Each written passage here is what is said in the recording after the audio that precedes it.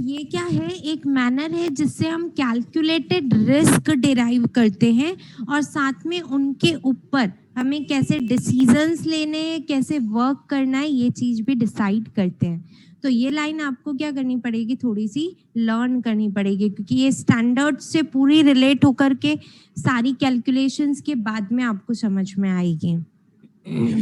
Now, fourth point, it may provide a better description of a large mass of data than a complete examination of all the data. मतलब हमें यहाँ पे complete examination नहीं करना पड़ता है पूरे डाटा का, बट फिर भी हम उस पूरे population का एक बहुत बड़ा पार्ट बेटर डिस्क्रिप्शन के साथ में आपको बता सकते हैं, क्योंकि हम यहाँ रैंडम चेकिंग नहीं कर रहे हैं, हम यहाँ क्या कर रहे हैं, सैम्पलिंग कर रहे हैं, जिसके अंदर हर एक टाइप का नेचर का ट्रांजैक्शन हमारे सामने आ जाएगा। ठीक है ना, हर एक टाइप के नेचर का ट्रांजैक्शन हमने सेलेक्ट कर लिया, हमने उसके ऊपर ऑडिट प्रोसीजर्स अप्लाई कर दिए, तो हम इजीली आपको एक बेटर मैनर के अंदर पूरी पॉपुलेशन का क्या दे सकते हैं, समझा, एक्सप्लेन कर सकते कि भाई यहाँ पे हो क्या रहा है। हमने कंप्लीट एग्जामिनेशन ऑफ डाटा नहीं किया है तो भी हम आपको ये चीज प्रोवाइड करवा सकते हैं। तो better description of a large mass of data, मतलब बहुत ही बड़े लेवल के डाटा का भी हम आपको क्या दे सकते हैं, डिस्क्रिप्शन दे सकते हैं। बस हमने क्या किया है, यहाँ पे सिर्फ छोटा सा एक सैंपल सेलेक्ट करके चेकिंग किया था, तो भी हम लार्ज मास ऑफ डाटा का डिस्क्रिप्शन आपको दे सकते हैं। ठीक है, क्लियर सबको एडवांटेजेस? मैम करस्पॉन्डिंग प्रोसीजर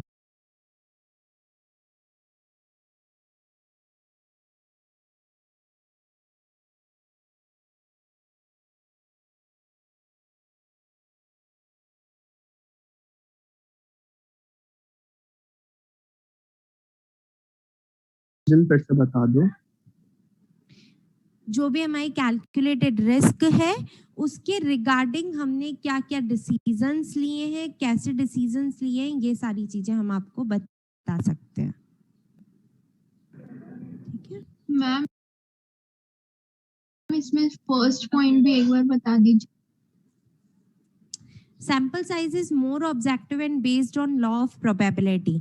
मैंने आपको कहा था कि यहाँ पे कुछ स्टैटिस्टिकल टेक्निक्स अप्लाई की जाती है सैम्पल साइज सेलेक्ट करने के लिए। ठीक है, और सैम्पल साइज हमें कैसे सेलेक्ट करना है, उसके लिए भी हमारे पास में क्या रहते हैं,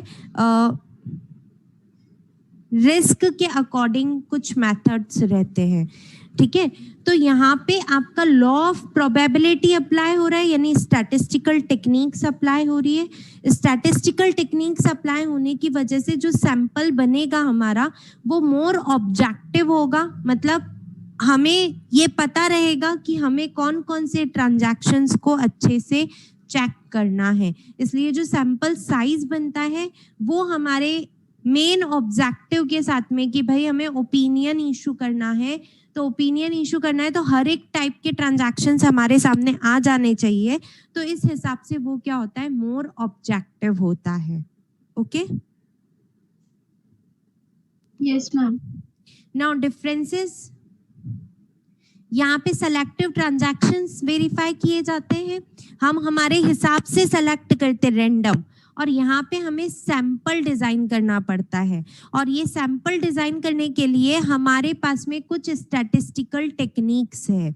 यहाँ पे हमारे पास में कोई स्टैटिस्टिकल स्पेसिफिक टेक्निक्स नहीं है, सिर्फ हम हमारे प्रोफेशनल जजमेंट से, एक्सपीरियंस से रैंडम ट्रांजैक्शंस उठा लेते हैं। ठीक है, इट इज सब्जेक्टिव, ये क्या है, सब्जेक्टिव है, and depends upon the choice of the auditor. मेरी इच्छा पे डिपेंड करेगा कि यार जनवरी के इतने ट्रांजैक्शंस उठा ले, फरवरी के इतने ट्रांजैक्शंस उठा ले, ठीक है, दिसंबर में इस अमाउंट से हायर अमाउंट वाली चेकिंग कर लेते हैं, मार्च के अंदर अपन लोअर अमाउंट की चेकिंग कर लेते हैं। हर एक चीज मैं अपने हिसाब से कर रही हूँ, और यहाँ पे क्या है, मोर ऑब्जेक्टिव अप्रोच हो जाती है, क्योंकि हम यहाँ पे क्या कर रहे हैं, सैंपल्स डिजाइन कर रहे हैं। तो ये क्या होती है, ऑब्जेक्टिव होता है, और ये क्या होता है, सब्जेक्टिव होता है। नाउ यहाँ पे रिस्क ज्यादा होगी या कम होगी टेस्ट चेकिंग में?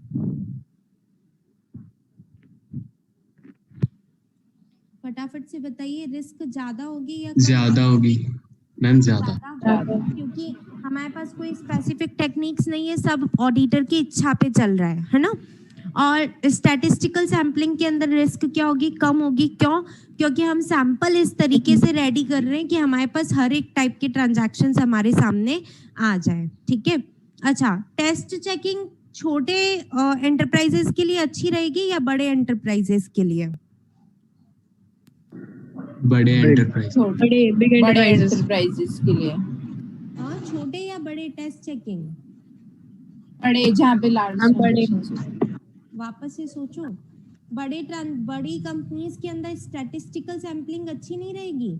हर एक ट्रांजैक्शन नहीं अच्छी रहेगी। Yes ma'am. टेस्ट चेकिंग छोटे के लिए अच्छी रहेगी। मैम लेकिन टेस्ट चेकिंग के लिए अपन ने ऊपर पढ़ा था बिग ऑर्गेनाइजेशन होनी चाहिए और ट्रांजैक्शन ज्यादा होने चाहिए।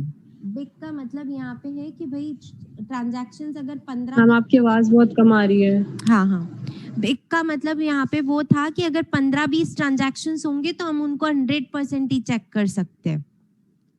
ठीक है, तो वहां पे टेस्ट चेकिंग अप्लाई करने की जरूरत ही नहीं है। बट रिलायंस जैसी कंपनी के लिए आप टेस्ट चेकिंग अपने हिसाब से करोगे क्या? अपने हिसाब से करना चाहिए क्या आपको, या स्टैटिस्टिकल टेक्निक यूज करके स्टैटिस्टिकल तभी तो ओपिनियन अच्छे से इशू कर पाओगे। तो test checking is suitable for small and medium enterprises.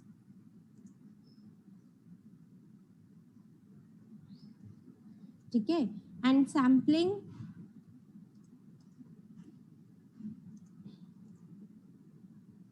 Big enterprises. ठीक है, क्या सैम्पलिंग आप ऐसी कंपनी के अंदर करोगे क्या जिसका 10 लाख का ही टर्नओवर है बस? इतनी सारी मेहनत करेगा क्या ऑडिटर? ऑब्वियसली नहीं मैम करेगा, है ना। इसलिए सैम्पलिंग, क्योंकि वहां पे कितना टाइम वेस्टिंग होगा। स्टैटिस्टिकल टेक्निक्स अप्लाई करो, ऐसा सैंपल डिजाइन करो, रिस्क को रिड्यूस करो, इतनी सारी मेहनत वो छोटे स्मॉल एंटरप्राइजेस पे कभी नहीं करेगा। वहां पे सिर्फ किससे काम चला लेगा? अपने एक्सपीरियंस से काम चला लेगा कि यार इन वाले ट्रांजैक्शंस में गड़बड़ नजर आ सकती है। ठीक है, देन ये जो क्वेश्चन था 6th वो हम ऑलरेडी पढ़ चुके हैं। ऑडिट रिस्क क्या होती है ये आप लोगों को होमवर्क दिया था मैंने। नाउ और question number 7।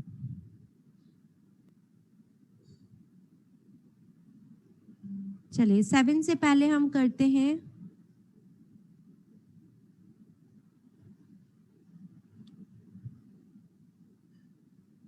Walk through process, teeming, lading. चलिए 7 ही कर लेते हैं।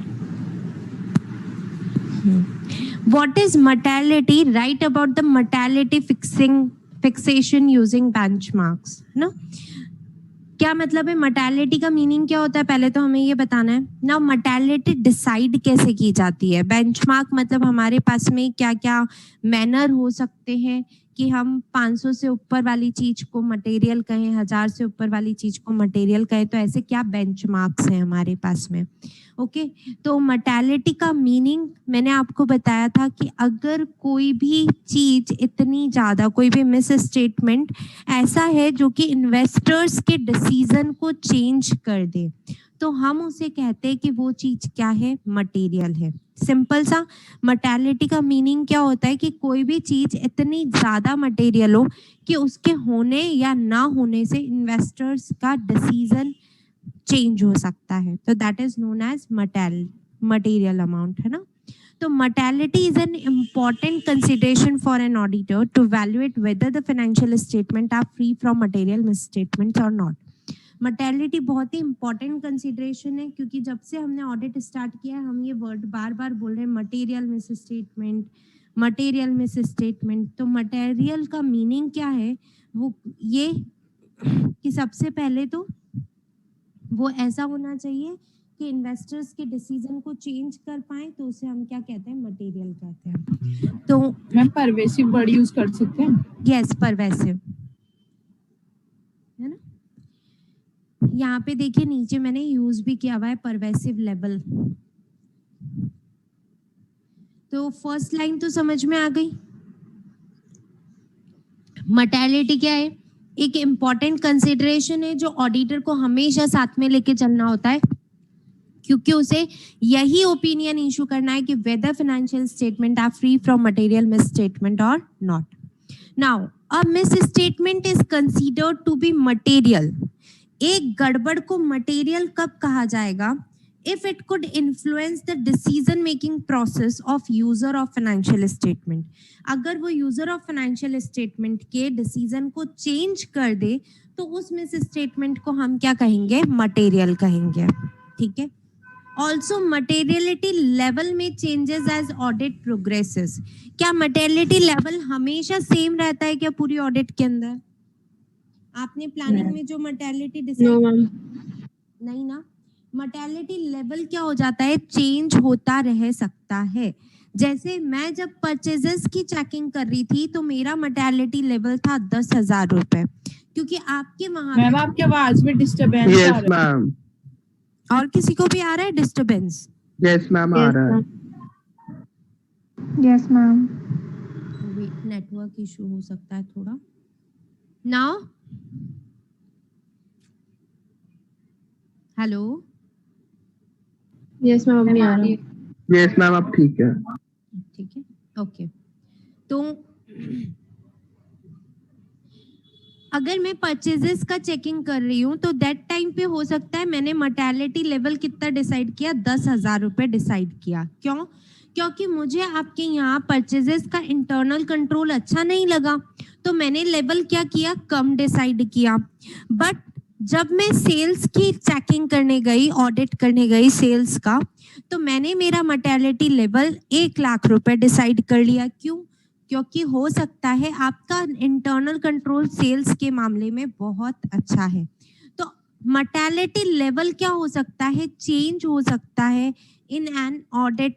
ऑडिट के अंदर कभी भी चेंज हो सकता है. जैसे जैसे ऑडिट प्रोग्रेस होती है कम भी हो सकता है और ज्यादा भी हो सकता है. मटेरियलिटी लेवल हम डिसाइड कब करते हैं?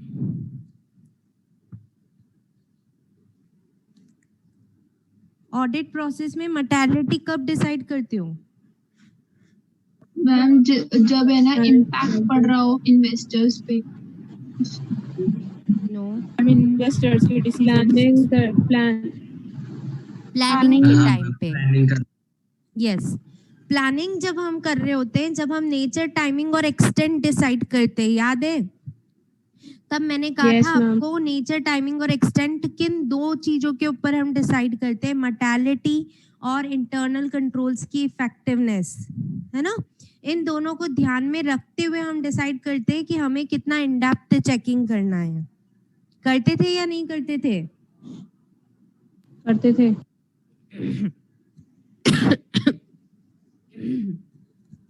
तो the materiality fixed at the time of planning. सबसे पहले हम प्लानिंग के टाइम पे मटेरियलिटी डिसाइड करते हैं, बट वो हमेशा सेम नहीं चलेगी. वो क्या हो सकती है? चेंज हो सकती है. May be different from materiality during the performance and conclusion of audit. हो सकती है ना चेंज, हम बाद में लेवल चेंज कर सकते हैं या फिक्स्ड हो गया वो?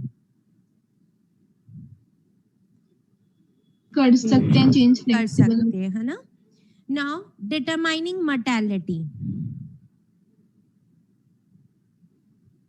देखिए, एक मटेरियलिटी हम डिसाइड करते हैं as financial statement as a whole level पे, और एक मटेरियलिटी हम डिसाइड करते हैं असर्शन लेवल पे. असर्शन लेवल पे मतलब क्या होता है कि जब हम इंडिविजुअल ट्रांजैक्शंस को चेक कर रहे हैं तो उन इंडिविजुअल ट्रांजैक्शंस के लिए मेरा मटेरियलिटी लेवल क्या होगा, उसे हम कहते हैं परफॉर्मेंस मटेरियलिटी. ठीक है? और पूरी financial statement as a whole के लिए जब हम मटेरियलिटी डिसाइड करते हैं कि कोई गड़बड़ पूरे फाइनेंशियल स्टेटमेंट में मिलकर के इतनी हुई, यानी पूरे एक्सपेंसेस मिलकर के 10 लाख से ऊपर नीचे गड़बड़ है, 10 लाख से ज्यादा की गड़बड़ मिली. मैम बहुत ज्यादा डिस्टरबेंस आ रही है. Yes ma'am. डिस्टरबेंस क्यों आ रही है इतनी ज्यादा? चलिए ठीक है. मैम वो माइक के चक्कर में हो रहा है. Yes, मैम शायद ईयर प्लग्स में प्रॉब्लम.